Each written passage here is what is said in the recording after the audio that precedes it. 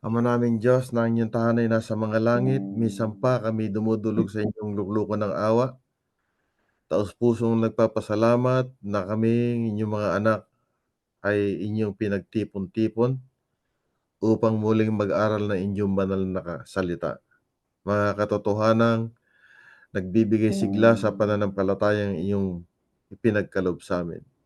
Loobin niyo, Panginoon, na patuloy na kami gabayan, udyukan ng inyong banal na espiritu na siyang magtuturo sa'min ng mga katotohanan na magpapasigla sa bawat isa sa amin at magiging kapakinabangan para sa gawain, paghihikayat ng marami pang kaluluwa tungo sa paanan ni Kristo. Salamat sa pagdinig sa aming panalangin. Lahat po ito'y aming hinihiling sa pangalan ng aming Panginoong Hesus. Amen.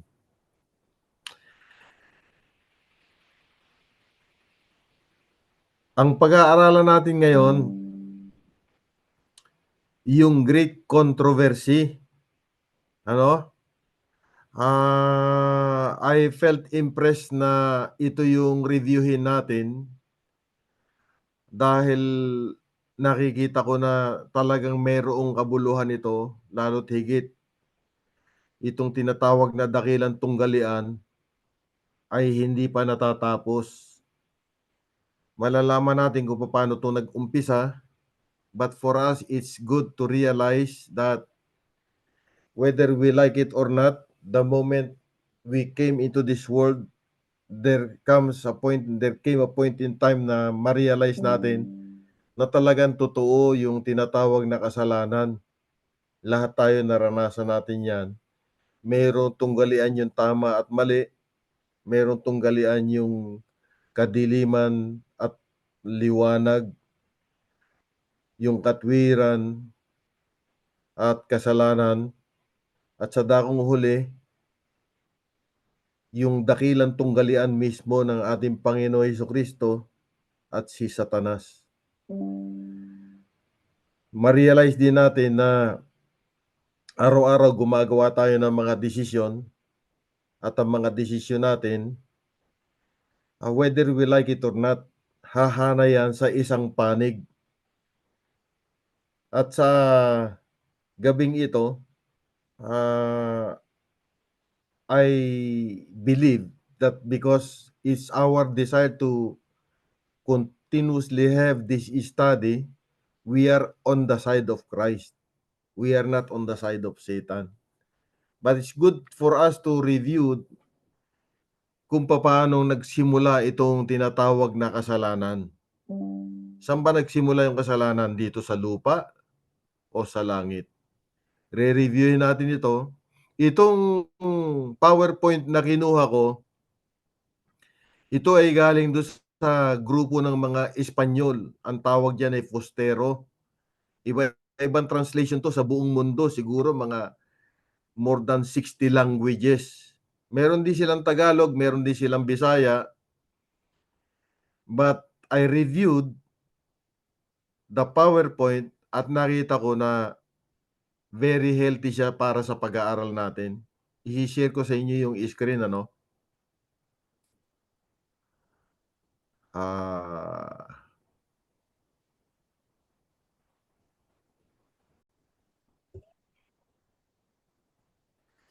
So magandang gabi dyan sa Pilipinas, mga kapatid.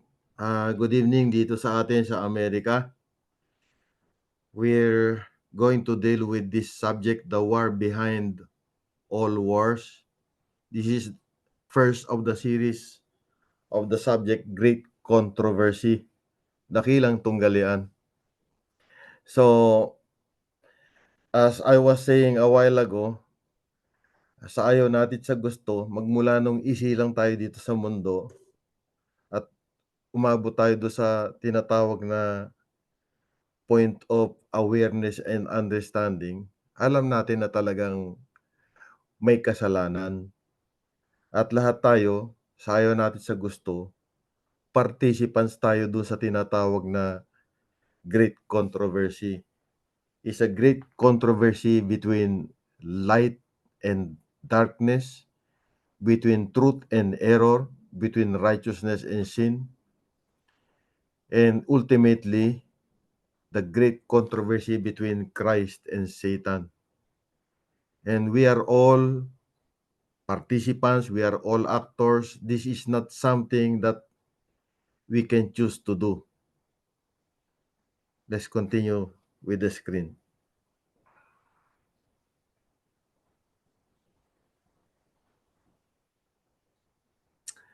So in your slide, you can see that this war actually already took place. Nangyari na itong digmaan na to, pero ito ay nasulat sa Revelation chapter 12, 7 and 8.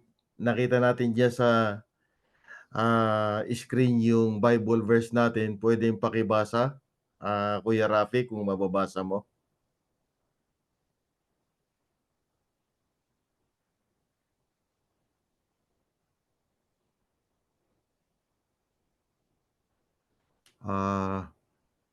Ako na lang, ano? The Bible verses from Revelation chapter 12, verses 7 and 8 say that, and war broke out in heaven. Michael and his angels fought with the dragon, and the dragon and his angels fought, but they did not prevail, nor was a place found for them in heaven any longer. Let's go to next screen, please. So, tayo'y namubuhay na para nakalubog sa mga conflict of galactic dimensions, even if we are not aware and do not believe that this is possible. Yung conflict na tinatawag, yan ang realidad natin.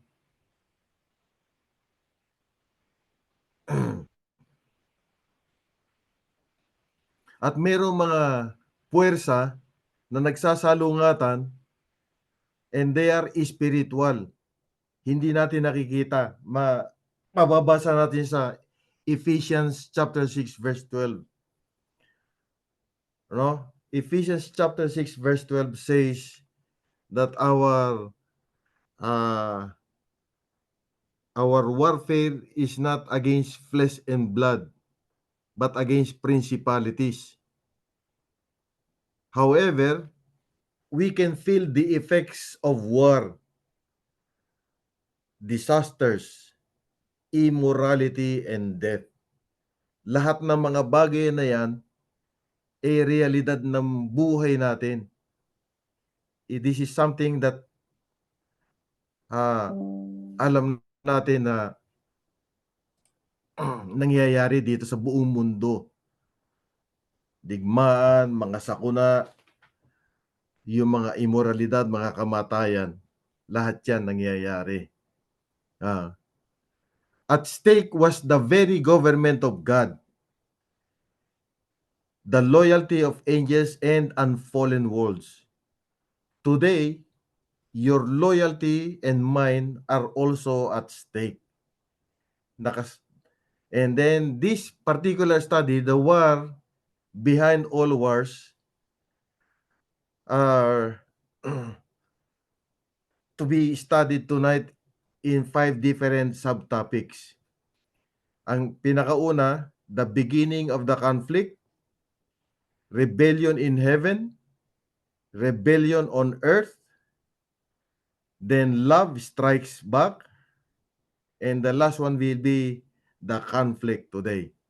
This will not be a very long study, but brief, yet they are easy to understand. So the beginning of the conflict, we have in the screen Ezekiel chapter 28 verse 15. Actually, in our previous studies with Kuya Epi, napag-aralan na rin natin ito. But we're having a review, and here in a more specific manner, so to speak, the beginning of the conflict, where you find Ezekiel 28 verse 15, the scripture says, you were blameless in your ways from the day you were created till in wickedness was found in you. This was referring to Lucifer who turned Satan. So the fact that in Eden, there was a being that incited Eve. Who was that being? The serpent, that old serpent that incited Eve to distrust God implies that a rebellion against God existed before humanity existed. And that's the beginning of Genesis chapter 3, verse 1, where it says that the serpent is the most subtle amongst all creatures. And this serpent was the one who tempted our first mother. So Jesus called this being that sows distrust between God and his creatures an enemy, which he identified as the devil in Matthew chapter 13, verse 39. The first question we should ask ourselves is, did God create the devil? That is, did God create an evil being? Or is that possible? And then the Bible tells us that the devil is an angel called Lucifer. You will find that in Isaiah 14, verse 12. This angel was created perfect and beautiful. He was exalted to the highest position an angel could aspire to, a protective cherub. You will find it in Ezekiel chapter 28, 13 and 14. Lucifer was created perfect. If he was created perfect, how did he become the devil? This is a question we need to answer. And how did the conflict between God and him begin? Paano nag-umpisa yung conflict sa pamagitan ng Panginoon at sa Kanya? Paano ito nagsimula? God granted him, like all his created beings, freedom of choice, and inexplicably, Lucifer decided to rebel and aspired to occupy the throne of God. You will see the accounts of these narratives in Isaiah 14, verses 13 to 14, and Ezekiel chapter 28, verse 15. So that's the beginning of the conflict. Now we'll deal with this rebellion in heaven. That's the beginning of the conflict. We have the first part of Revelation chapter 12, verse 4, where the text says, its tail swept a third of the stars out of the sky and flung them to the earth.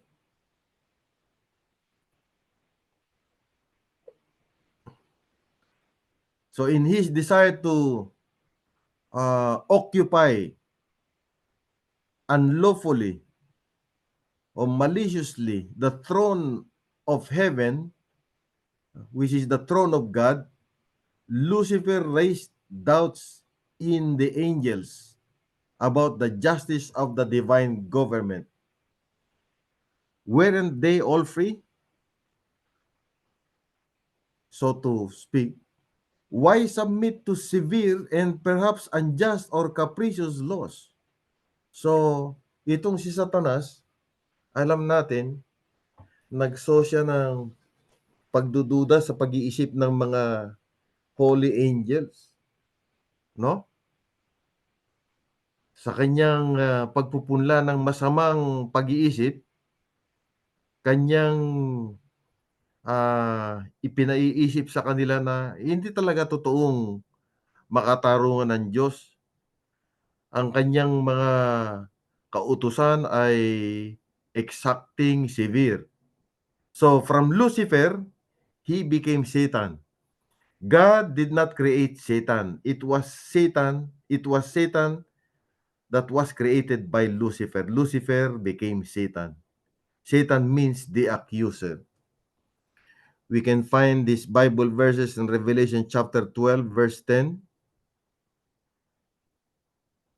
and Job chapter 1 verse 6 and also verses 9 and 10. Siguro maganda basahin natin. Baka pwedeng pakibasa yung Revelation chapter 12 verse 10. Brother Ariel. Kuya Rafi, pwede basa?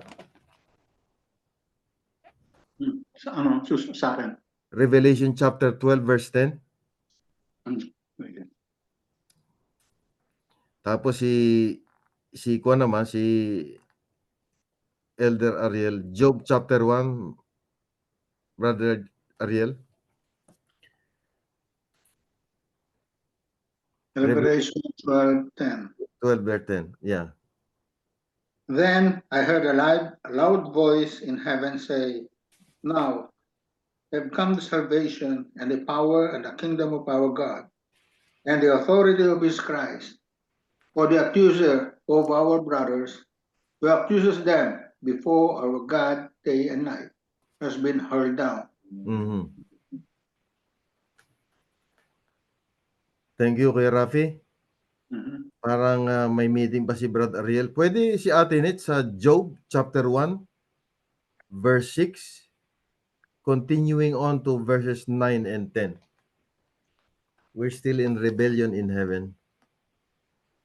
Job chapter 1 verse 6. Job 1:6. Then going down to verses 9 and 10.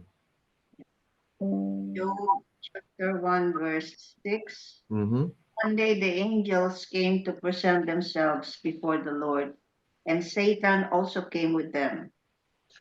9 and 10. Mm-hmm.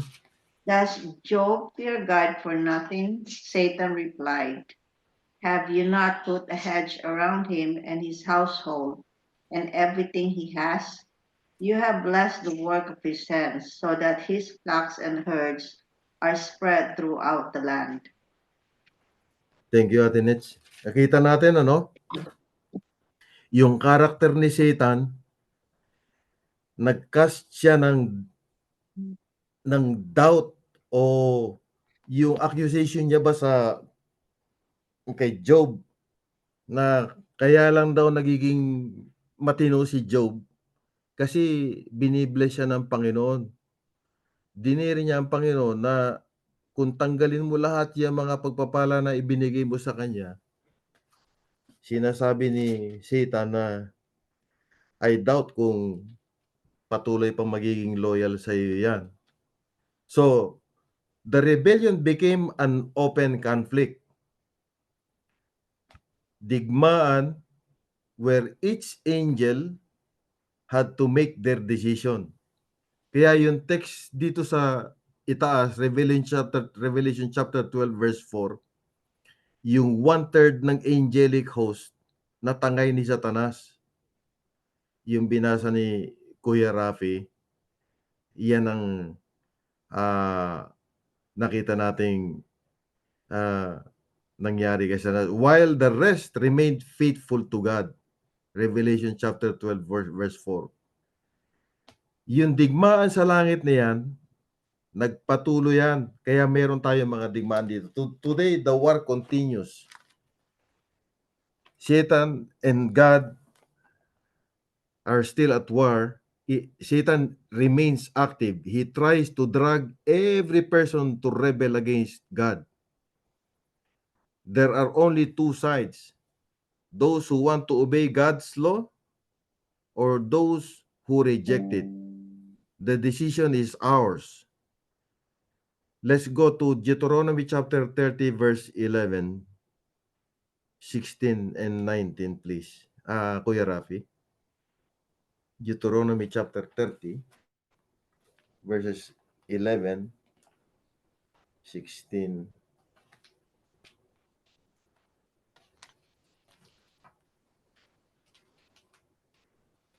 Verse 11. Mm-hmm. For this commandment that I command you today is not too hard for you, neither is it far off. 16.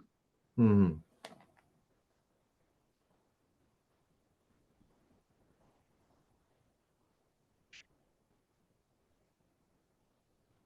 if you obey the commandments of the Lord God that I command you today, by loving the Lord your God, by walking in his ways, and by keeping his commandments and his statutes and his rules, then you shall live and multiply, and the Lord your God will bless you in the land that you are entering to take possession of it.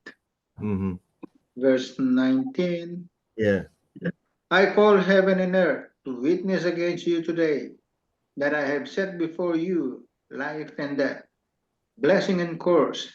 Therefore, choose life that you and your offsprings may live. Thank you, Kuya Rafi.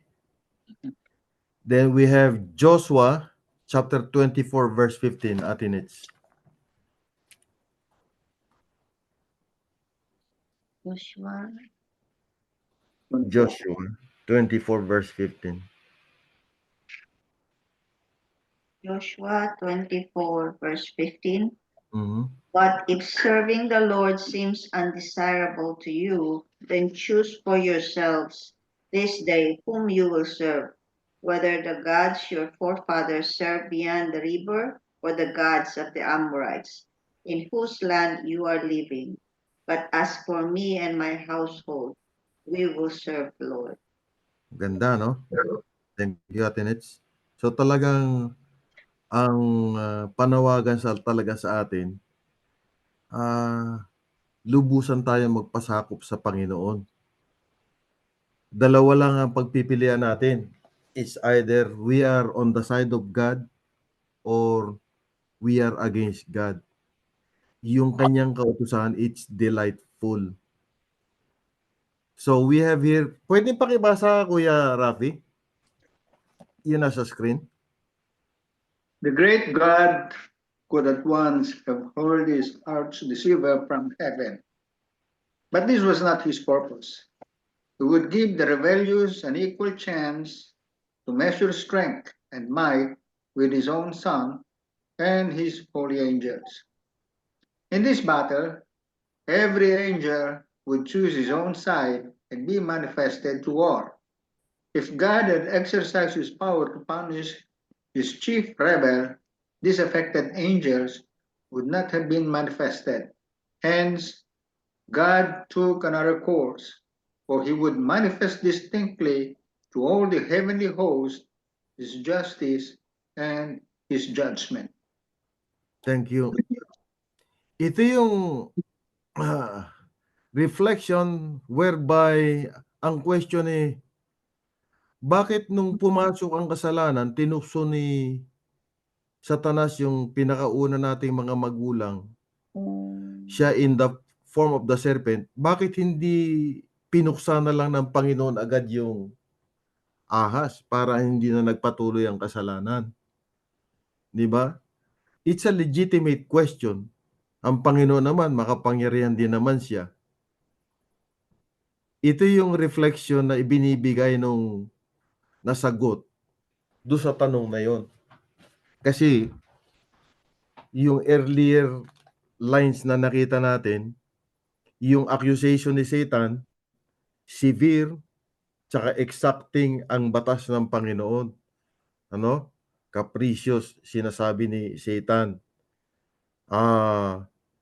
Kung papatayin siya agad ng Panginoon, pwedeng ganun ang mangyari na yung itinanim na pag-iisip ni Satan dito sa mga angels, magkakatotoo na talagang hindi totoo na ang Diyos ay Diyos ng pag-ibig, kundi Diyos na severe and exacting.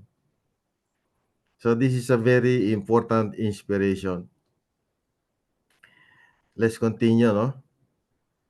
This rebellion in heaven continues. Ngayon, meron tayong rebellion on earth. Where in Genesis chapter 3 verse 11,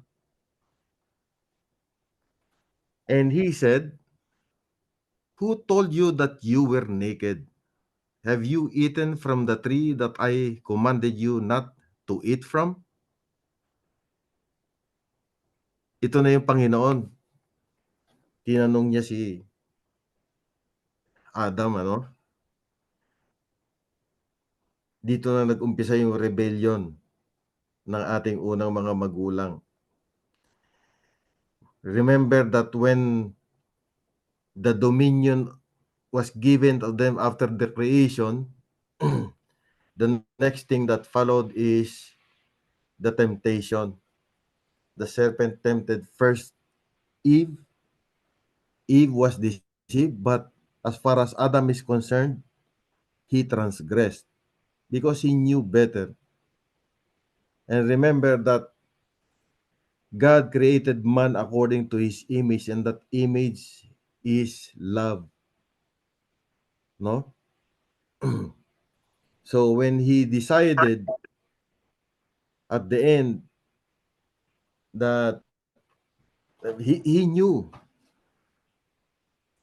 that the effect of that fall will be death for Eve. And because he had that image na ang wangis niya ay self-sacrificing as self-emptying, it was unthinkable na mabubuhay siya na wala si Eve. Ngayon dahil nandun pa yung image ng Panginoon sa kanya, mas pinili niya na sama si Eve. But then, when he decided to transgress, that love which was after the image of God was obliterated, and the love of self took over. So God created angels in a sinless, perfect environment. Likewise, God created humanity in a perfect environment, free from sin. That was in Genesis 1:31. Just as it happened with the angels, God also created us with the power to choose freely. So Adam and Eve could exercise that freedom. He gave them a simple order. And that what was that order? You must not eat from the tree of the knowledge of good and evil. That's in Genesis chapter 2, verse 17.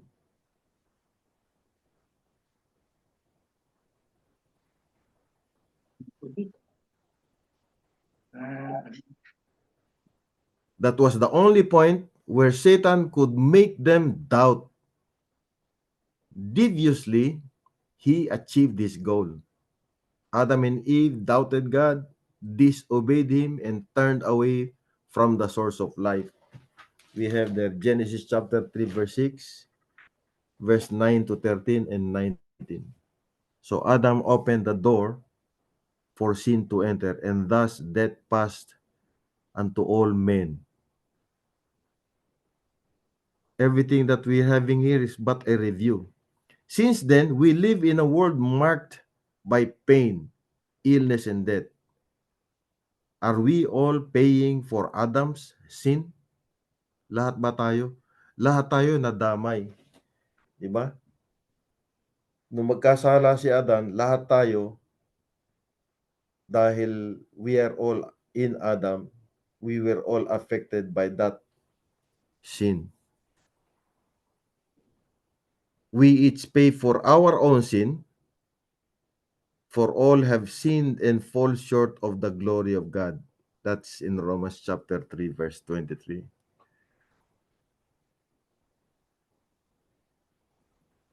But love counters. We have 1 John chapter 4, verse 10. This is love, not that we loved God, but that He loved us and sent His Son as an atoning sacrifice for our sins. The inspiration says that as soon as there was sin, there was a Savior. So even before announcing the consequences of disobedience, God communicated to Adam and Eve that there was a plan for their redemption.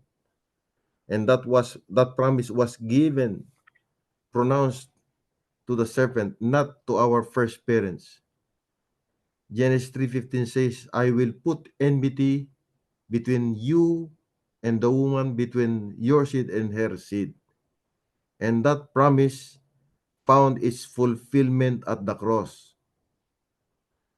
Humanity had voluntarily separated itself from the Creator, but far from abandoning His ungrateful children, God revealed His true character by loving them beyond belief. God so loved the world. That did not have to be the eternal destiny for the sinner. Jesus showed His love by paying the price of sin with His life. But God commanded His love towards us in that while we were still sinners, Christ died for us.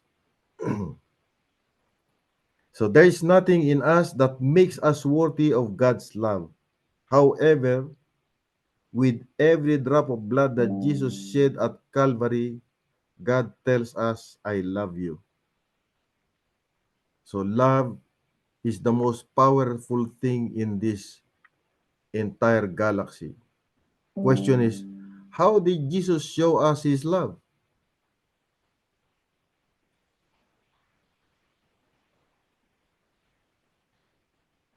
Jesus became the gospel.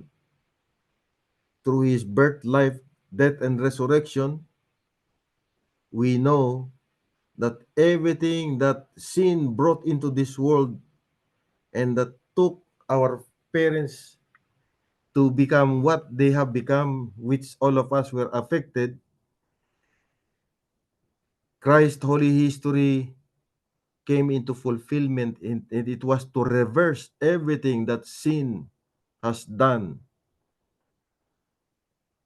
for the destruction of humanity.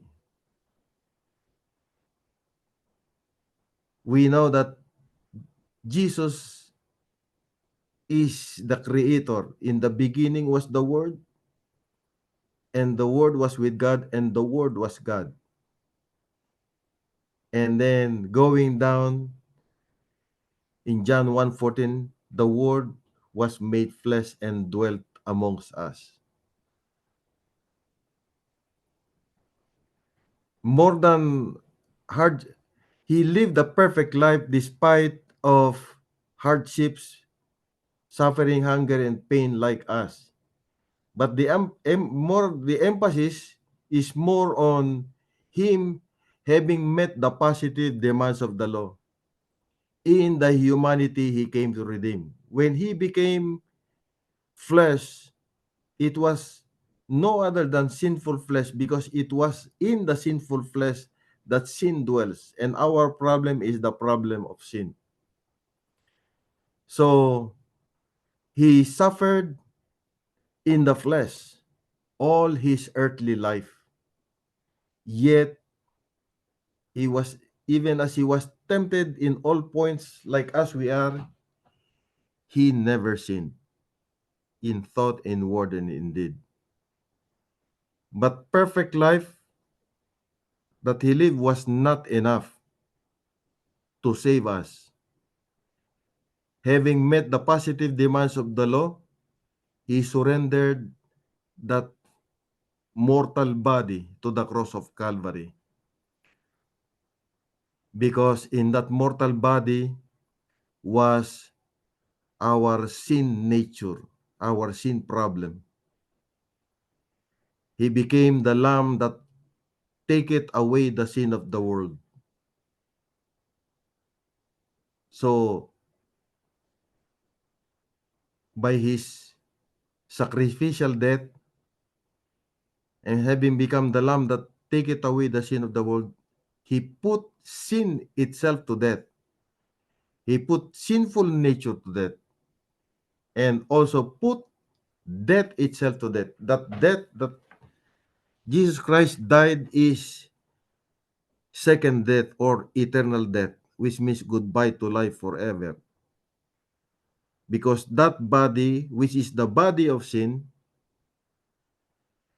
needs to be executed, and it was executed by the death of Jesus Christ. And the fact that he was resurrected by the glory of the Father was a stamp of approval of Jesus having fulfilled what He said in Matthew chapter 5, verse 17 to 18, I did not come to destroy the law or the prophets. I have come to fulfill. For verily I say unto thee, not one jot or tittle shall in no wise pass from the law until all be fulfilled. It's not just the obedience of the law, but what the law demands. What is it that the law demands? The law demands that sin must die. And Jesus, who was made sin for us, put sin to death. But for him to put sin to death, he needed to die in that mortal body. So the idea that it was sin that killed Jesus Christ is a wrong understanding. Hindi pwedeng mas malakas ang kasalanan kay Kristo. Ang proper understanding, si Kristo ang pumatay sa kasalanan. Kasi nga, ang tawag sa kanya, He is the Lamb that taketh away the sin of the world. So dito sa Romans chapter 6 verses 3 and 4, ito yung our identification with the death and burial of Jesus Christ through baptism in that watery grave of baptism, identifying with the death of Jesus Christ as our death and His resurrection as our resurrection. Everything that Jesus Christ accomplished in His earthly life, by His birth, life, death, and resurrection, by His doing and dying, was a demonstration of the eternal love of God, the everlasting love of God, the love that never changes. And all this was for love, says 1 John chapter 4, verse 10. I think we have the last screen. Oh, we still have the conflict today.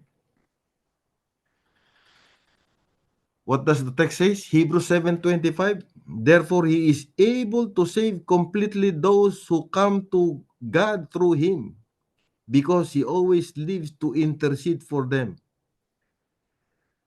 After He was resurrected by the glory of the Father, having stayed here for another 40 days and 40 nights, He ascended into heaven to take on His role as our great high priest, to intercede for us.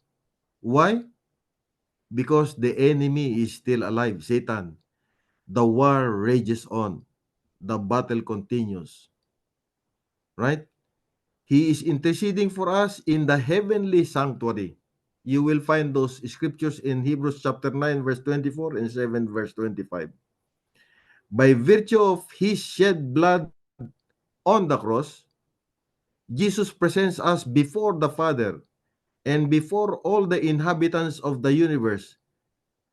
How is He presenting us? As just, as perfect people, worthy of occupying a place in heaven.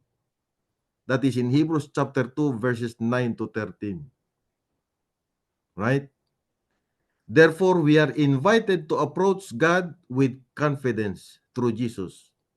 You find it in Hebrews chapter 4, beginning with 14, which says, seeing then that we have a great high priest, Jesus, the Son of God, who has passed through the heavens,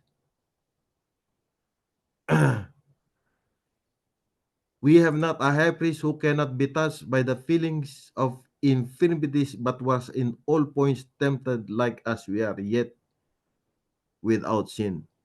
Let us therefore come boldly unto thy throne of grace, that we might find mercy and grace to help us in time of our need. So Jesus wants us to count on Him for every need in our lives. Look unto Jesus, who is the author and finisher of our faith, who for the joy that was set before Him endured the cross, despising the shame. He sat down at the right hand of the throne of God. So it concludes with, where there is fear, He brings peace. Where there is guilt, He brings forgiveness. Where there is weakness, He brings strength.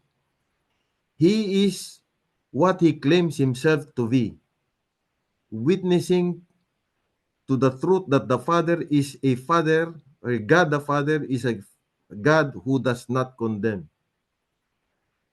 Remember how John 3:16 is followed by John 3:17. John 3:16, for God so loved the world that he gave his only begotten Son, that whosoever believes in him should not perish, but have everlasting life. And John 3:17 says, God sent not his Son into the world to condemn the world, but that the world through him might be saved. So Jesus' greatest desire is to live with us. For how long? Eternally. He is Emmanuel, God with us for how long? Forever. Question is this also your greatest desire? Our last screen is with this inspiration. Maybe this time I'd like to request again Kuya Rafi, please, to please read.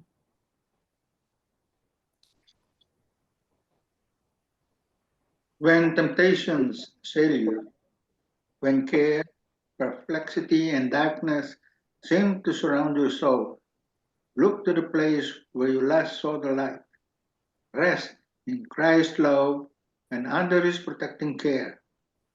When sin struggles for the mastery in the heart, when guilt oppresses the soul and burdens the conscience, when unbelief clouds the mind, remember that Christ's grace is sufficient to subdue sin and banish the darkness. Mhm. Entering into communion with the Savior, we enter the region of peace. There are questions that follow. Maybe pwede nating ah, i-discuss. So, ang main theme nitong ating first topic, love cannot be forced. Only by love can love be awakened. Love will overcome all evil and reign forever. Love is the most powerful thing in the whole universe. Let's go over these first discussion questions. And I think we already have an inspiration covered a while ago in our earlier screen. The question is, if God knew that Lucifer was going to rebel, why did he give him the power of choice in the first place? Or when Lucifer rebelled, why didn't God just annihilate him immediately? What kind of reaction might the unfallen universe have had if God had immediately wiped Lucifer out? So why is the concept of the universe interest in the plan of salvation so important to understanding the great controversy? Hmm.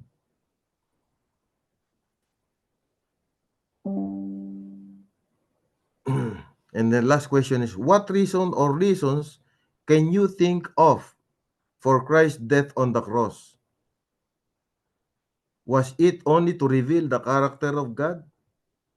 Was it to pay the ransom price for sin? If so, to whom was the ransom paid? Siguro ito yung pwede nating sagutin kasi yung mga unang questions nasagot na ng earlier presentation na hanggang ngayon nga patuloy pa rin ang kasalanan pero parang ang nangyayari, God is misunderstood to the point na maraming mga hindi kanais-nais na mga pangyayaring nagaganap dito sa mundo, pero parang hindi kumikilos ang Diyos. Natutulog ba ang Diyos? Pero it was answered. God is a sovereign God. He acts according to His divine appointment. The cross was a clear picture of uh, two extremes. It exposed the utter hatred of Satan against Christ, it also displayed the most beautiful love of God as was manifested by Christ. While on the cross, he said, Father, forgive them, for they do not know what they are doing. This ends our short study tonight. I hope I have given justice to the subject. We will have a continuation next time. Baka meron tayong mga inputs at saka tanong pwede nating i-discuss. Anybody, please?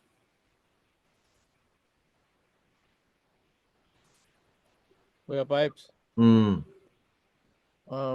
praise the Lord sa magandang presentation ng umpisa ng Great Controversy. Itong pangalawang question, No. para lang ipakita ba yung pag-ibig ng Diyos, lahat yan. Itong message na pag-ibig ng Diyos gagamitin dito ng kaaway, pero hanggang dito lang. So karamihan ng Christians, hanggang dun lang sila sa pag-ibig ng Diyos pinakita dun sa cross. Yan ang Oo. tinatanggal yung justice. Mm. O hindi lang siya namatay para ipahayag yung pag-ibig ng Diyos na mahal niya tayo, praise the Lord for that. Pero sa kabilanan, yung kamatayan niya ay magbigay talaga ng justice na hinihingi ng kautusan ng Diyos para legally doon pa lang tayo ipawalang sala. Kasi kasama nga tayo sa kamatayan ni Kristo. So dapat bigyan natin ng diin. Kasi tanggap lahat eh. Tanggap lahat na wow, praise the Lord. Pinakita, pinahayag niya. He demonstrated His love while we were still sinners. Totoo yun lahat. Pero kalahating katotohanan lang yan pag hindi natin ibinigay yung justice requirement of the law. Mm. Yun lang, Kuya Pipes, ang aking take doon. Thank you, Kuya Epi. Sa akin naman, connected kay Kuya Epe at saka sa Kwan, Oo. na God is grace, righteous and holy. So, sa word na yan, minsan nakatutok lang tayo sa God is grace. Pero being holy na galit siya sa kasalanan at ayaw niya sa kasalanan, minsan hindi na natin nakuha yan. Kasi parang ang grace, maging license natin na okay lang maging kasalanan, patuloy sa kasalanan.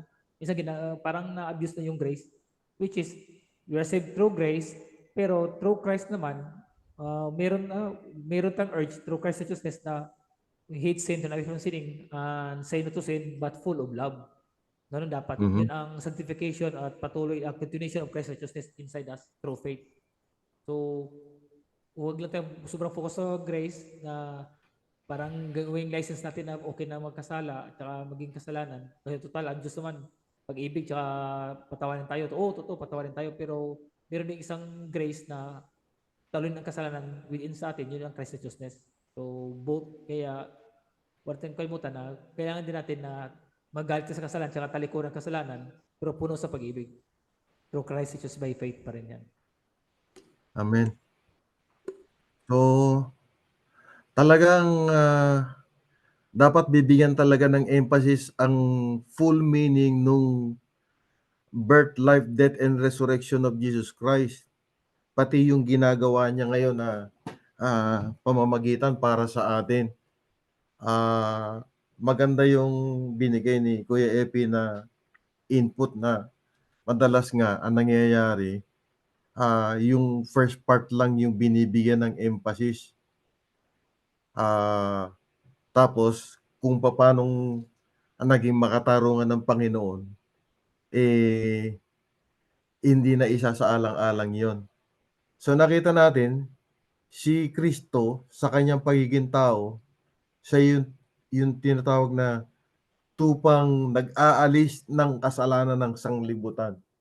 Pero para maging makatarungan siya at yung utos na yung para maging makatarungan siya, tinaglay niya yung tao at yung tao namatay sa kamatayan niya.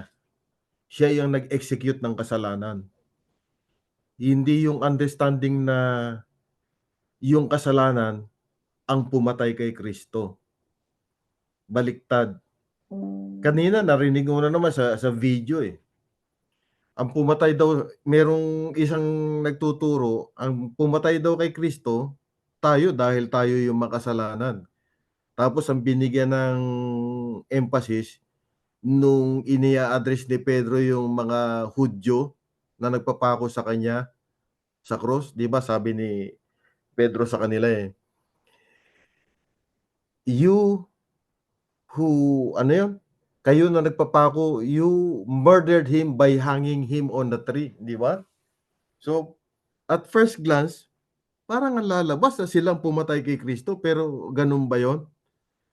Ang kulang na naging emphasis nung nagbigay ng, paliwanag dun, yung point na he gave up, 'di ba? "Father, into thy hands I commend my spirit." Oh, tapos yung he gave up the ghost, siya yung kaya supreme sacrifice kasi yung kamatayan niya sa kanya nanggaling yun. Kasi supreme sacrifice nga eh. Hindi si Satan ang pinagmulan nun. Na-expose lang si Satan. Pero siya mismo, he gave up the ghost and died. Kaya yung hustisya talagang makikita natin na makatarungan ng Panginoon.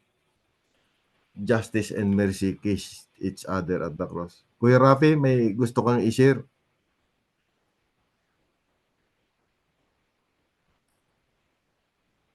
Ang isasabi ko lang yung example na lang, yung Israel. Hmm. Ang Israel, they're the chosen people of God. You know? Alam ng Israel na darating ang Messiah. Maraming prophecy yan. Sa Micah, sinasabi na, alam nila yan na papanganak siya sa Bethlehem. Hmm. Hmm.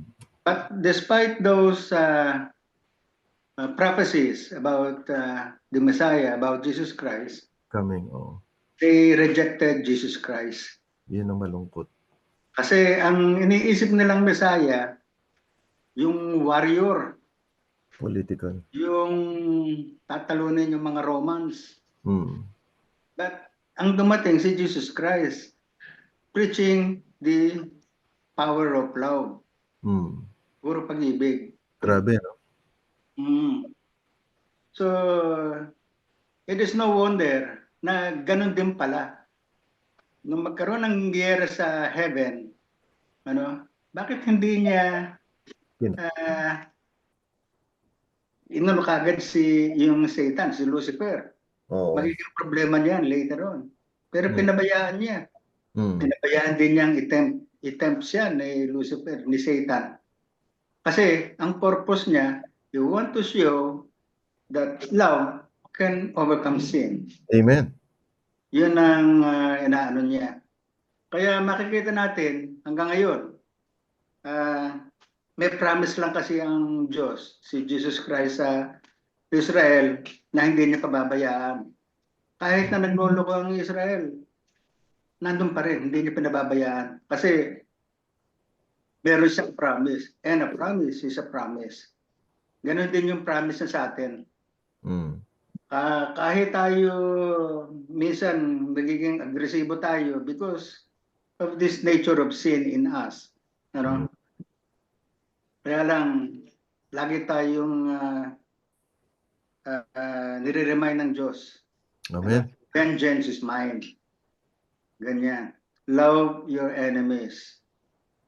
So, it is the doctrine of love. Kaya huwag tayong magtaka kung bakit nandyan yung evil. Huwag tayong magtaka kung bakit ganyan ang Israel. Because God is teaching the doctrine of love. Amen. Ganda. Praise the Lord. Talaga most powerful talaga pag-ibig ng Panginoon. Meron pa. Unity in family mission. Galing yan ah. Saan galing yan? Kila Brother Ariel yan. Isa pang comment, Sige. kung ang Panginoon ay pag-ibig at ang maririnig lang natin na tinig sa loob ng great controversy ay ang tinig ng Diyos, baliwala yung tinatawag na freedom of choice. So doon sa freedom of choice, doon natin makikita kung gaano kabigat ang pag-ibig ng Diyos.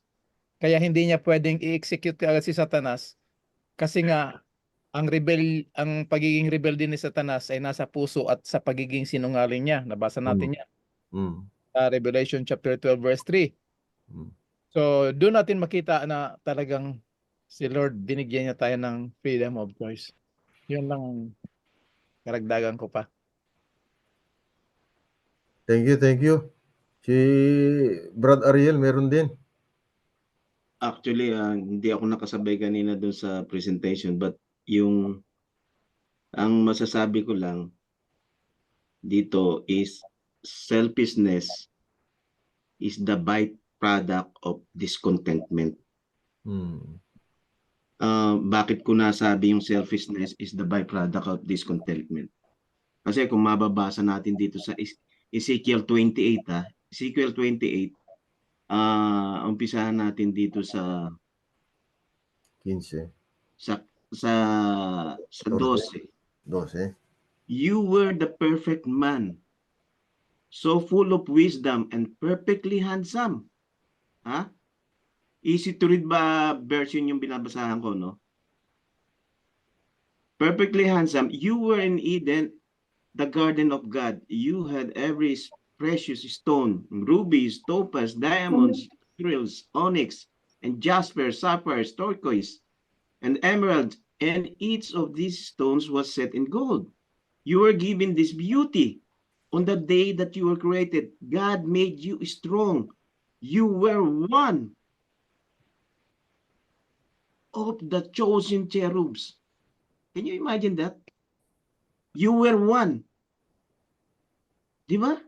Kumbaga, he is next in command. Next in command, siya, who spread your wings over my throne. Full authority siya from God himself. I put you on the holy mountain of God. You walk among the jewels that sparkled like fire. You were good and honest when I created you, but then you became evil. Grabe, no? Bakit siya naging became evil? Meron siyang gusto dito. Ngayon, itatapat naman natin ito sa Isaiah 12 verse 14. How you are falling from heaven, O Lucifer, son of the morning. How you were cut down to the ground, you who weakened the nations. For you have said in your heart, I will ascend into heaven. Can you imagine? The created being next to the line of authority, one of the cherubs that will spread his wings. Inasam-asam niya pang makatulad niya ang Panginoon. Mm. Itong pinakamaganda. Hindi siya kagad pinatay ng Panginoon doon. Like sinasabi ni Kuya Rafi. Mm. Can you imagine? God, the omnipresent, omnipotent, all-knowing God. He could always do that. But he did not. No. And he took the one who created everything from the beginning, from before the foundation of the world, right? To send his only begotten son to die in the cross. The Lamb of God that taketh away the sin of the world. Amen. Di ba? That no one is capable of wearing his shoes. Like John the Baptist said, I cannot wear the same shoes that he's, or sandals that he's wearing. Can you imagine, no? And became obedient unto death, created or born of a woman, a little lower than the angel. Mm. Yung from authority, biglang pumunta dito, no? And ito ang pinakamabigat. We cannot understand the humility of Jesus Christ. Because Jews themselves, they would understand the authority of Jesus Christ, but when he is drinking and eating with the sinners of the world, hindi nila ma-decipher yun. Hindi nila maintindihan yung humility ni Jesus Christ. Kasi inimbita siya doon sa bahay ng mga Pariseo eh. Kaya niya sinabi, you hypocrites. They cannot understand the humility. And what is the humility of Jesus Christ? Is loving the sinners like you and me. Yun Grabe. lang po. Grabe. Even to the point of death. Oh. He was asking few words that he uttered from his mouth is, Father, forgive them, for they know not what they're doing. Amen. And to that point, wow, galing, no? Ito naman yung dalawang, talagang God always give us the gift to choose. He never controls us because His character is love. Amen. Di ba? Galing, pero yun lang po. Thank you, thank you. Maraming salamat, Pastor Ariel. Si Lueno gustong magsalita. Pero ihuli natin si Ate Nitz, ha? Ah, Si Lueno tapos si Ate Nitz. sige. Bali, di ba dami mga Bible verse na to glorify the Father, glorify God. May tanong ko lang, kailangan ba talaga ng glorification ng Diyos? Nangailangan ba talaga siya dyan? Ng ano? Ng glorification? Glorification? Oo. He's God of glory na eh. Hindi niya kailangan. Pangalawang Ka- tanong, Kailangan. siya ba nangailangan? Nature niya na yon, yung glory. Pangalawang tanong, siya ba nangailangan o tayo ang nangailangan na i-glorify Tayo. siya? Kasi ganito kasi nasa sermon ko rin yan. Kaya nahulog si Lucifer kasi he want to be glorified and exalt himself. So once na gusto natin i-glorify sarili natin, matulad ni Lucifer, mahulog sa kasalanan. So kahit tayo ang nangailangan na i-glorify ang Diyos para hindi tayo mahulog sa kasalanan kasi papasok na yung pride eh. Kasi si Lucifer, di ba, gusto siya i-glorify. Yan naman talaga ang kwa niya. Gusto siyang mapareha sa Diyos. Ang isa din na hindi pa pinatay si Lucifer para ma-reveal talaga kung kasi ang sinabi Lucifer, unfair ang Diyos, tsaka tawag to, yung law is, parang nakulong sa law. Kasi hindi na alam na love yun. So, time to time will tell na makita talaga gaano kasama si Lucifer. Yun lang ko niya, pero actually, ang gusto niya talaga, gusto niyang sa pawa ng Diyos, gusto siyang mas mataas pa sa Diyos. Yun talaga ang silalim, pero ginamit niya ang law para mag-doubt sa mga ibang angels na hindi nahulog. So hindi siya pinatay para malabas talaga na anong katotohanan sa loob ni Lucifer, gaano kasalanan kung wala ang law, gaano kapangit ang kwan, at gaano kakiyos ang mundo. Just tulad sa traffic light, kung walang law of traffic, daming disgrasya, daming kwan. Pero ganon din, yan lang din madagdag ko. Ganda. Praise the Lord. Bago ko ibigay kay Ate Nitz, yung sinasabi ni actually, ipinanalangin din ni Jesus Christ, di ba? Yung glory na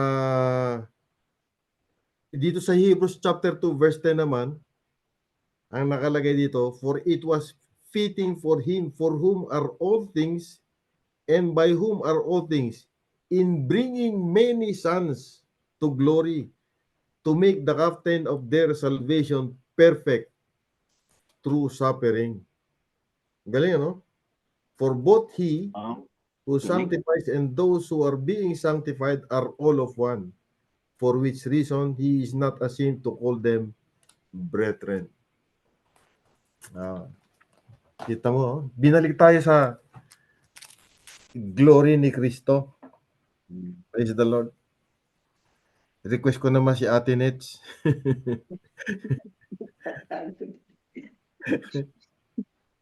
Ano lang po, simple lang. Love should go hand in hand with faith. Amen. Kasi madaling sabihin ang pagmamahal, pero ang pagmamahal na walang pagtitiwala, baliwala. Paano mo sasabihin mahal mo ang Diyos kung nagdududa ka tuwing dadating sa iyo yung pagsubok? Tama. Tama. It's always, I'm always reminded yung itong one time kasi nagbigay ng ang tawag doon? Nagsalita yung aking mahal na asawa sa simbahan. And this really caught me. Are we Christians only if, or are we Christians even if? Oh, So Wow, it's grabe easy. yan ah. Yeah, it's easy to be a Christian. Pero pag nandun na yung pagsubok, parang, why is God doing this to me? Does God not love me anymore? So where is your faith? amen. So let's remind ourselves, we should be Even Christians even if. Even Parang if. yung, hindi po ba yung dun sa Daniel, Mhm.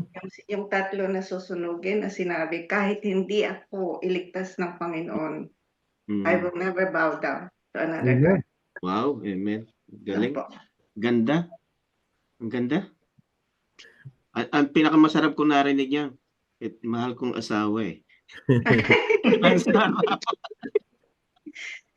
Ano, Ate Nets? Wala daw doubting love. Ang sarap nun.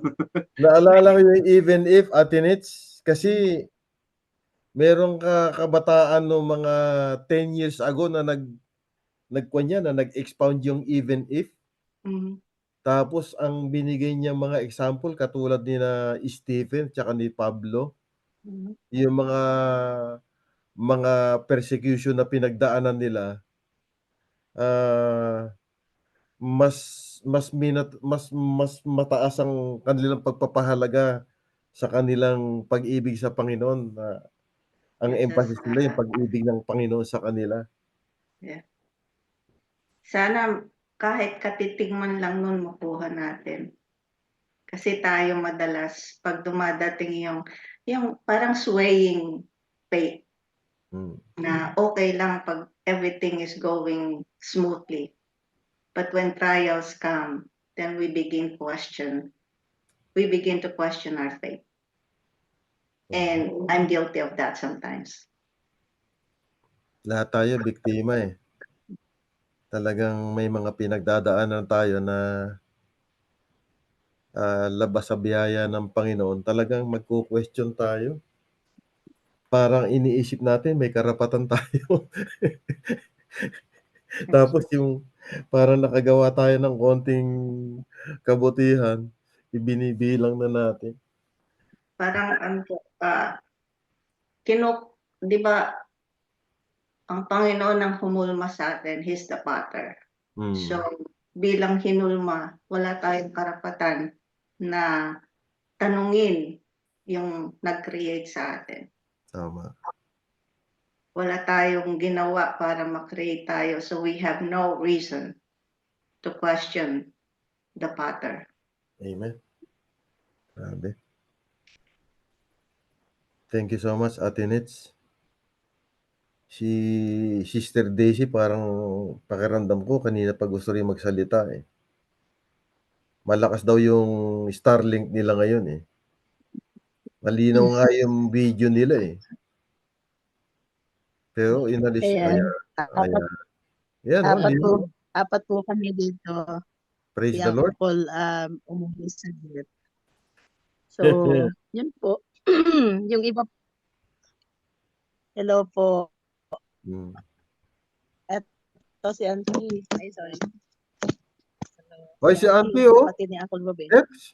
At saka Si yung Auntie, oh. ating pong worker. Wow. Yung ating pong worker sa center, si Brother Nathaniel. Kumusta Say po? hi, Kuya Nat. Tan. Oh, Ito. wow. Eps, ginagawa nila yung titirhan mo ron. So, opo. Break time kasi may Bible study. Sabi ko, break time muna. So, yun po. Ang ganda ng mga reflection. Kasi alam na po natin yung kanina sa introduction mo po yan na those who are taking the side of Satan will be his alliance and agent. So, ang ganda kasi pag dumaan ka sa controversy, doon mo makikita yung loyalty mo sa Panginoon. Na tama yung sabi ni Ate Nitz, faith and love should go hand in hand. Maganda yung pag dumadaan ka sa pagsubok, in the end, alam mo na yung pagmamahal mo, lalong nagiging stronger. Na kahit nga minsan hindi mo makita ang face ng Panginoon. Dahil sa love mo, you will finally trust His heart na everything will go into place according to His plan. Huwag lang tayong bibitaw. Kasi manifested naman na yung mga ways ni Satan eh. Alam na natin because the Bible completely revealed it. So wala na tayong question should arise na ito ba ay ano. Alam na natin yung mga ways niya. Kaya ang sa atin na lang po is to focus, continue learning sa mga ways ng Panginoon para patuloy po tayong manalo sa laban. Amen. Amen. Grabe. Meron pa. Si Bunso. Yung pinakamakapal ng buhok diyan.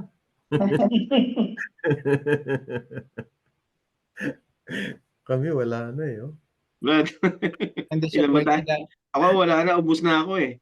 hindi siya pwede dahil may mga customer doon sa tindahan, baka maingay doon. Oo. Oh, maingay nga doon eh. Pero panay ang text niya eh. Masipag mag-text to, meron siyang mystery of iniquity oh. Maganda yan eh. Kasi talagang totoo yan eh. Paano pumasok ang kasalanan, di ba? Ang kasalanan na ay mystery. Sabi nga eh, if you are able to explain sin, it ceases to be sin. No? Kaya tulad din ng ng mystery of godliness. Kuya, may Ay- nakalimutan lang akong i-emphasize kanina doon sa Sige, yung sige. how did Satan get the decision of the 1/3 of Ay, oh. angels? Sige nga, oo. Ang sabi doon sa 'di ba? Mm. Kasi ang iniquity has found in his heart, only God knows it. So yung mga angels hindi yun alam. Oo nga. They're being deceived by the acts of Satan that he's loyal to God while commenting about the law of God. So ibig sabihin, dalawa ang portrayal niya and in a form of gossip yun eh. Hindi siya nagsasabi sa Panginoon, lahat ng reklamo niya sinasabi niya lang dun sa angels. So, tama yung sabi mo kanina na darating ang panahon, each one of us will be questioned or has to decide. Mm. Minsan, we are being fooled or being deceived by the messages minsan na tatanggap natin na hindi naman siya proven from the Word of God. Pero bakit naniniwala tayo minsan? Di ba? Kaya Oo. sabi mo nga kanina, if the angels who are made perfect in heaven has been deceived, how much more sa atin? So without the diligently studying the scriptures detailed kung ano yung mga ways ng kaaway, we will be deceived. Kaya doon po tayo dapat careful, lalo na yung mga nagsispread ng news na hindi naman totoo. Sometimes naniniwala din tayo kahit wala namang ebidensya. Mm. Oo. Yun yun yung marami ngayon ang lumalabas sa iba't ibang sekta, hindi lang sa Seventh-day Adventist because of chismis. Kaya minsan may mga friends ako na iba-iba, may mga Pentecostal ako na friends, may lumilipat sila ng ibang because mga ganyan. Kaya ang paliwanag ko, dapat aralin natin ang Bible talaga. Para kahit saan ka kasi pumunta na church, if yung principle mo is the same, believing the false truth, ganun at ganun pa rin yung mangyayari. Papalipat-lipat ka lang. Whereas kung ating titignan talaga sa Bible kung ano yung mga ways ng kaaway, hindi tayo ma-fool. Kasi Tama. alam natin yung ways niya dapat. Yun lang po. Amen. Kuya Pipes, Oy. compare natin yung thank you Sister Daisy, yung Revelation 12:3, Mm. tapos pabasa natin yung Revelation 12:3. Anong ibig sabihin yung tail? Kasi importante yan eh. Basahin muna natin bago ako magbigay ng pangalawang verse. Yung tail. Revelation 12:3 Mm. And another sign appeared in heaven, behold, a great fiery red dragon having 7 heads and 10 horns, and 7 diadems on his heads. Verse Mm-mm. 4 yung tail. His Ah. tail drew a third of the stars of heaven and threw them to the earth. And the dragon stood before the woman who was ready to give birth to devour her child as soon as it was born. So ang ginamit ni Satan diyan yung tail. Di Oo. ba? So ngayon meron tayong picture kay Satan na may dalawang sungay, may tinidor, tapos may buntot. Pero yan kaya pag meron tayong makikita ng mga nagpipreach na hindi tama, parang hindi siya si Satanas kasi nasanay tayo dun. Pero dahil ito ay symbolic, ano ba yung tail? Pwede pa ba sa Brad Ariel ng ano? Isaiah 9:15? Dahil sandali, brother. May- Isaiah 9:15. Ah. Isaiah 9:15. Ito. Gawin ko sa King James Version. The ancient and honorable, he is the head.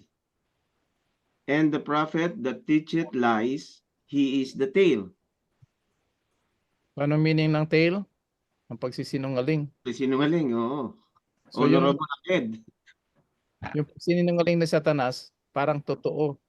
Kaya na-deceive yung mga tao. Oo. Problema sa deception, malaman lang natin na na-deceive tayo, yung tapos na tayo na-deceive. Hindi mo malalamang na-deceive ka kapag hindi mo na-experience yun eh. Di ba? Habang ginagawa yon, di mo alam na deception pala. Oo. Talaga na mag-aral talaga tayo ng Oo. Tsaka yung ginawa, may share ko lang, brother. Yung nung nagpakita si Satan dito kay Eve, actually, nilagyan niya yung doubt dito sa mind ni Eve ng tanong. Challenge niya yung sinabi sa kanila ng Panginoon. If you eat of this fruit, tree of knowledge and good of good and evil, you will surely die. Ano sinabi ni Satanas? Talaga mamamatay ka? You will not. So binigyan niya ng doubt yun, no? Ngayon, ito, in-interpret yun ni Eve. Mamatay ba talaga ako dito? Ito ang mahirap doon. Nung kinain niya yun, hindi siya namatay. Kaagad. Di ba? Kasi ang interpretation siguro nitong sinabi ng Panginoon kay Eve, na pag kinain yun, automatic patay kaagad. Hindi naman pala yun. Yung pala, one day is to 1,000.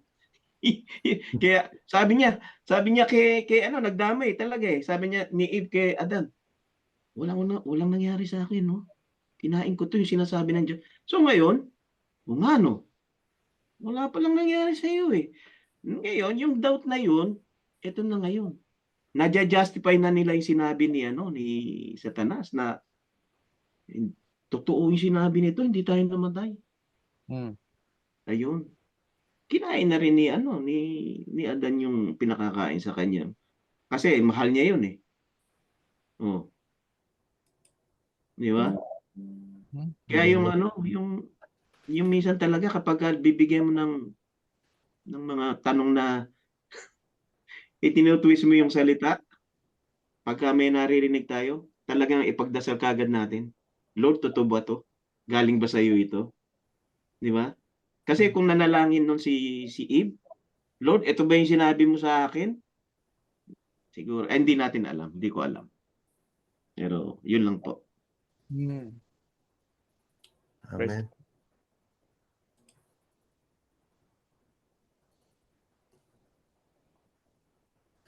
Meron pa siguro.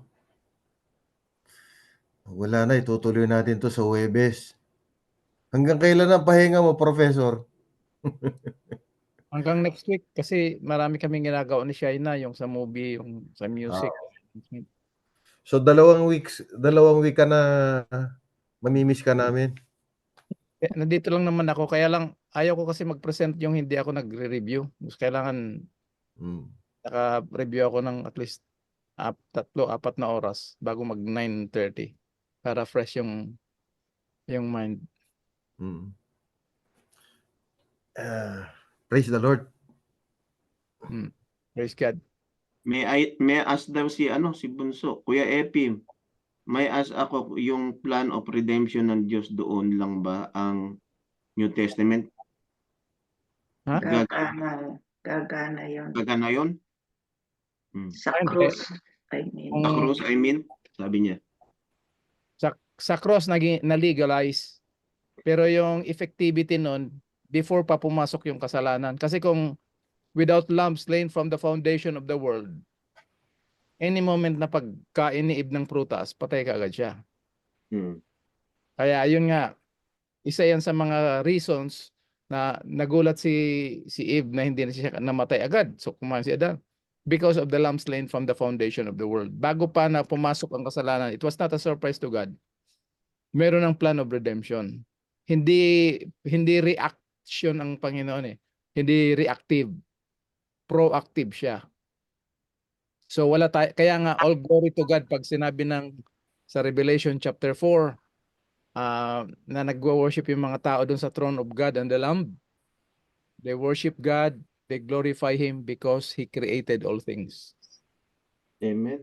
Yung sinasabi ni Ate Nets kanina na wala tayong right na i-question on God because we were created beings. Yan yung God slain, the Lamb slain before the foundation of the world. Proactive siya. He is all-knowing. Alam niya may mangyayari. He is not responsible for it, pero alam niya na may mangyayari. Kaya yung ginawa niyang shopping mall, meron na kaagad backup generator. Pagpasok ng brownout, hindi naramdaman ni Eve yung dilim, yung brownout kasi may backup generator. So yan yung anak, Junior. Legalize yan doon sa cross, pero effective yan doon pa before the foundation of the world. Para yung accusation ni Satan, legally, siya, dismantled. Talo siya sa court case. Panalo ang Panginoon. Saka never a moment nanalo si Satanas. Puro lang siya pandaraya. Oo nga. Lagi siyang talo. Hindi, effective doon sa cross. Kasi yung reality niya noon pa before the foundation of the world. Legally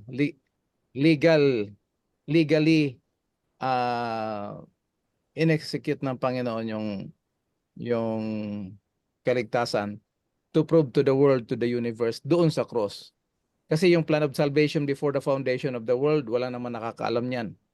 Nalaman lang natin yan dahil linagay yan sa Revelation chapter 13 verse 8 na yung mga nag-reject sa Panginoon sa Lamb, hindi sila maisusulat sa Book of Life.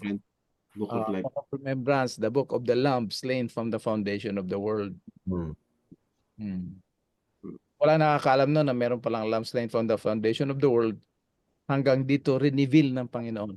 Kasi kung mapapansin nyo mga kapatid, yung Matthew, Mark, Luke, puro nandun lang mga crucifixion ni Jesus Christ, halos lahat.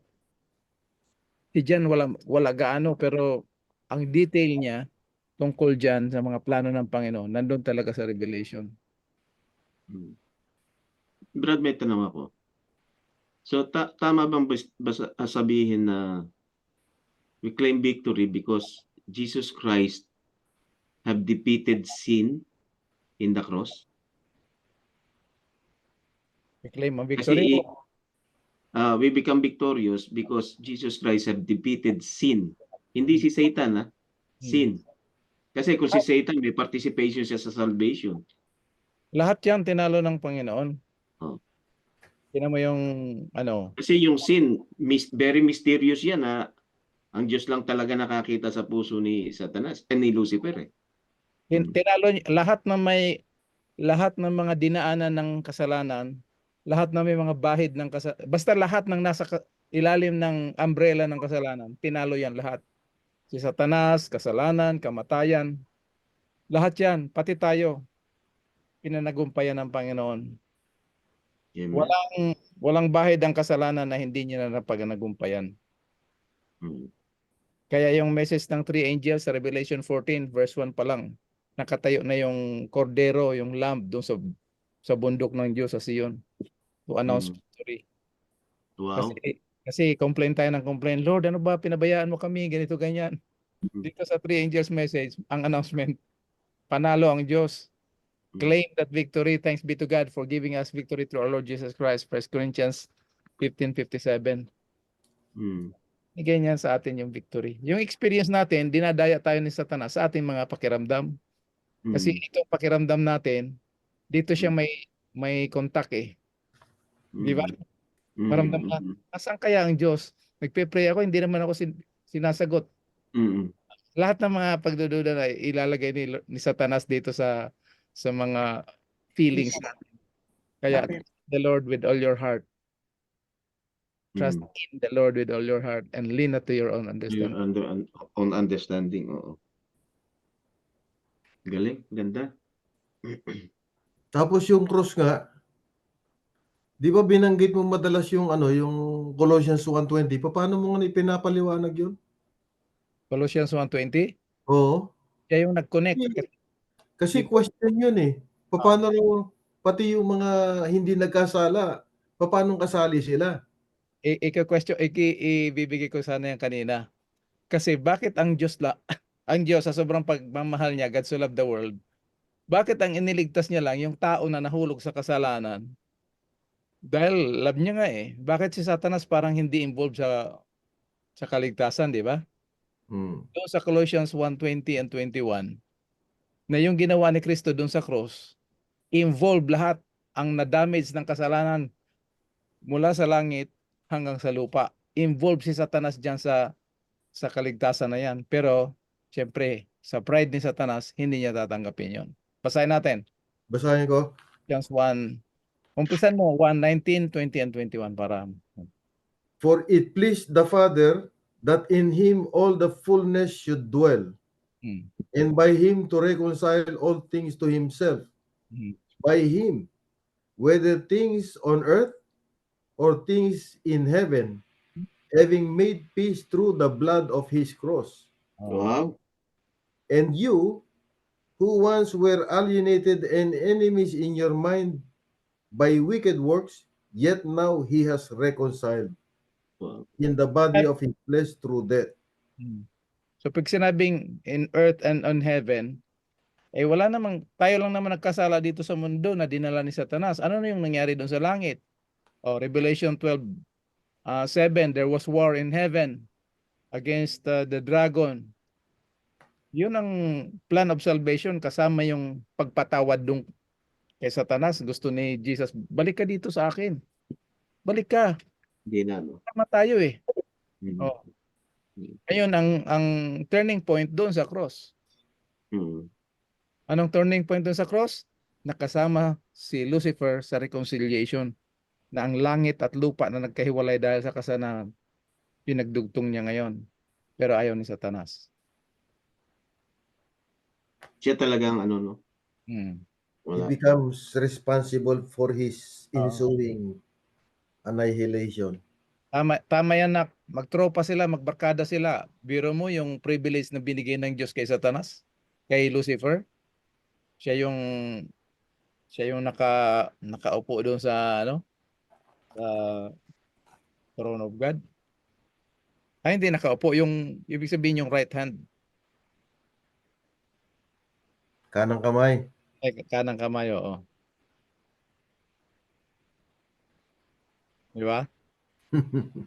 Grabe. No? Parang walang katapusan tong pag-aaral na to. Ay, nako. Ang culprit po kasi pride. Oo. Yung self talaga, oo. Maganda siya, Mm. stunning, full of wisdom. Mm. Kaya ang hirap tibagin po ng tao ang pride kapag ka mas matalino ka, marami kang talento. Pag puro sa sarili, ang hirap tibagin nun. Mahirap umamin ng pagkakamali. Hindi niya maamin na nagkamali siya. Mm. Parang katulad ni King Saul, ano? Nung maging hari. Sarap na nakapwesto eh. Tingnan mo yung posisyon ni Lucifer nung panahon nung wala pa si Gabriel. Ito yung posisyon niya. Babasa ko yung Pipes o Brad Ariel sa ano, Luke 1:19. Ah,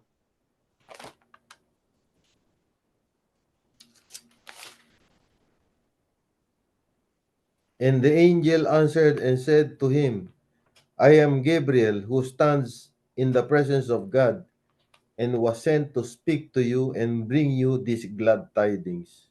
So yun yung papel ni Lucifer noon. He stands in the presence of God. Papel ni Lucifer ito noong araw? Yan yung ano niya, 'di ba yung sa Ezekiel na binasa ni Brad Ariel kanina? Oo, tama, Mm. tama. so ibig sabihin, Brad, yung one of the cherub eh. So isa doon si Gabriel tsaka siya. Oh, pero mas mataas ang Posisyon ni Lucifer, di ba?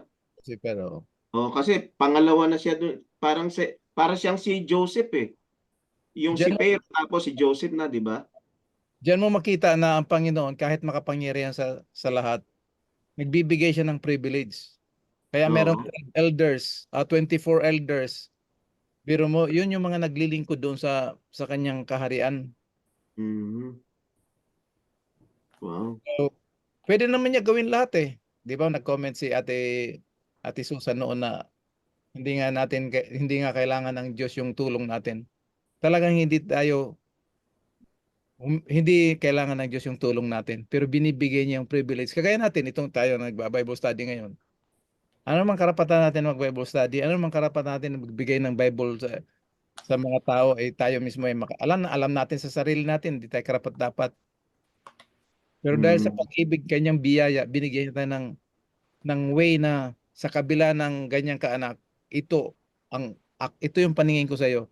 Gagamitin kita. Kasi ang Diyos, hindi siya pwedeng mag-communicate as Diyos to the flesh, to human being. So gagamit siya ng human being para ma-connect yung kanyang message.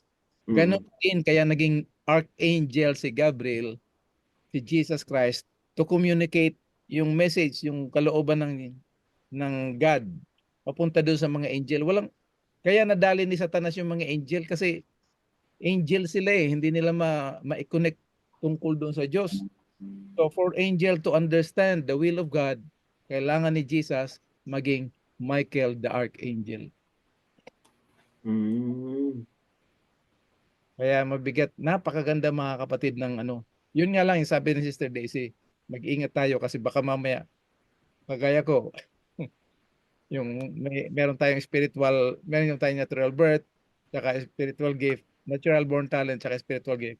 Pag hindi ito naiugnay at hindi sa biyaya ng Diyos, nasa danger tayo na, Oo. di ba? Pwede makurap. Oo. Anytime. Kaya kailangan natin ng prayer sa bawat isa. Hmm. Ganun nangyari kay Lucifer eh. Ano nangyari? Nakurap siya dito sa kagandahan ng lahat ng ibinigay sa kanya eh. Na-express yan yung kay King Nebuchadnezzar nung sinabi niya. Nung, di ba, 1 year, naniwala siya kay Daniel doon sa malaking kahoy na siya pala yun. Mm. Pinagkatiwalaan siya ng Diyos, lahat ng mga hayop, doon sa kanya sumisilong at namumuhay. After 12 months, tinignan niya yung barandilya ng kanyang Babylon hanging garden. Sabi niya, oops, Hmm. hindi ba Kulang. Babylonia na ginawa ko ng aking sariling lakas para sa aking kaluwalhatian? Oo. Manifestation ng ano, na lahat tayo, we are all in danger.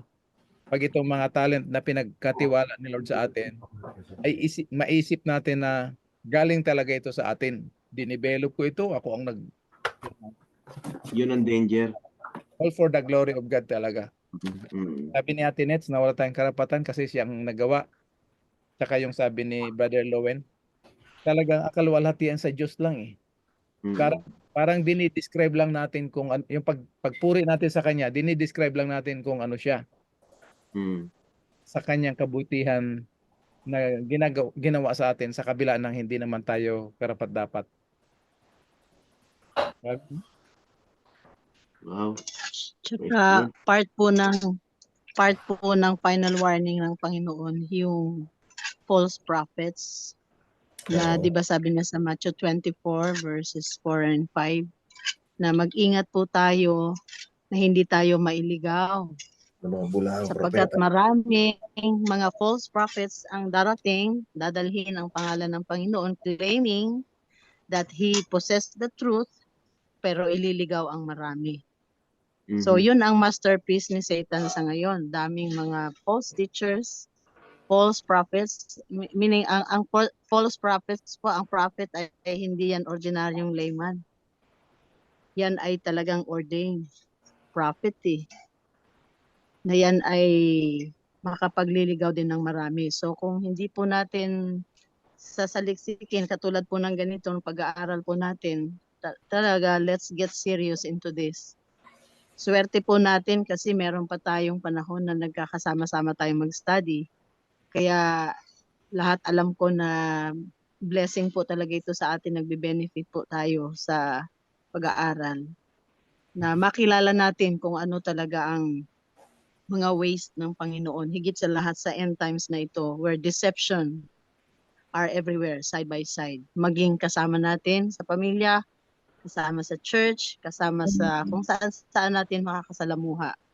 Everywhere ang delusion at ang deception. So without Bible study, hindi po natin madidiscern kung ano yung mga pure truth na dapat natin pong maging inspirasyon sa araw-araw. Amen. Kaya nga dapat talaga magtiyaga tayo. Huwag nating pagalitan, huwag tayo ma-irritate sa mga... Kasi kuminsan natin para makulit. Pero actually, yung kakulitan, part yan ng pag-search eh. Kailangan Opo. i-insist mo talaga, kailangan mo mag-dig. Gagamit ka talaga ng effort. Itong pag-search ng katotohanan, Opo. effort of the mind eh. Effort of the mind.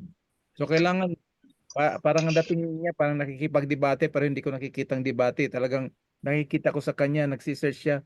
Paano ito nangyari? Mm-mm. Ha? O di, praise the Oh. Lord. Yan ako. Hirapan daw siya doon.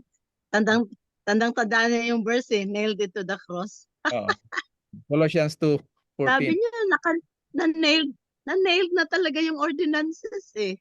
Sabi ko, di ba, pinaliwanag sa ni Kuya Epi kung ano yung ordinances na yon.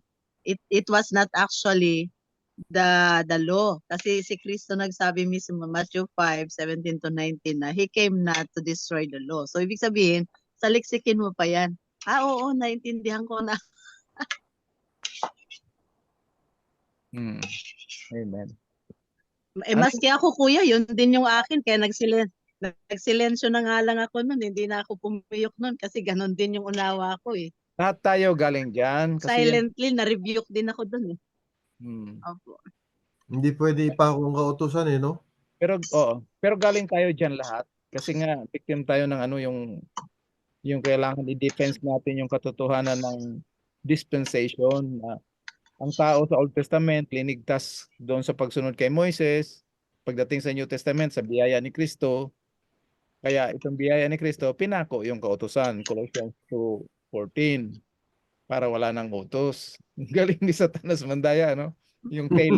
Mabuti na lang kuya, walang dumidebate sa atin ng ano, ganun. So ibig sabihin, kung naipako na yung kautusan, kaya naman pala yung ibang sekta, dinidebate tayo na wala na nga yung sabat kasi naipako na. Kaya makita mo na hindi matigil yung debate kasi pareho mali yung posisyon eh. Pumunta ako sa Mindanao. Maraming mga reform doon. Sabi na, Brother M, mag-ingat ka kasi ano ito, pugad ng reform doon sa Magkayangkang. Nag-attend sila doon. Prophecy yung presentation ko, wala talaga, nagpasalamat sila.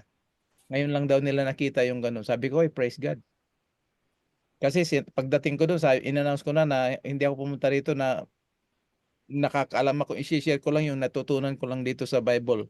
Pero hindi ko master yung Bible. Kung ano lang yung nalaman ko, yun lang i-share ko sa inyo. Sige. Ano yung sinasabi ni John na ano? Kulang kuya, hindi na i-record lahat. Kaya, kala ko na-record lahat yung sa sanctuary. Series. Bali, sabi mo, putulin muna natin. Sa next na lang yung tapusin. So, merong mga sa furniture na may kulang tayo sa kwan, sa part 2. Ay, Di ba yung naalala ano, mo? tama, Sa part- tama yung re-record natin last week. Oh, sa part 2, kulang pa yung part 2. So, Okay, okay. Naalala ko na ngayon. Mm. 2 of 1 po muna. Part 2, 2 of 1. Tinlagay ko 2 of 1 Pero, kasi 2 of 2 wala pa. pero, meron ka nun, di ba, Eps? Yung karugtong? Oh, meron, pero yung specific natin ito ngayon yung sa sanctuary na mga furnitures. Oo. Di ba nag-aral tayo last week na re-record ni Lowen? Oo. Mm. Ano, tapusin mo yan o sa next time na lang? Sa pagkatapos na ng next week. Kasi Sige. kailangan patapos muna itong concert natin. Oo. Oo. Kasi hindi ito basta-basta ano eh. Kailangan ito mind conditioning yung preparation. Hmm. Buti naman, maganda naman tong great controversy. Oo. Kasi importante naman talaga to din. Mm. Yan, dahil nandito tayo, meron na tayo niyan, hindi na natin inaaral. Yun ang mapanganib doon.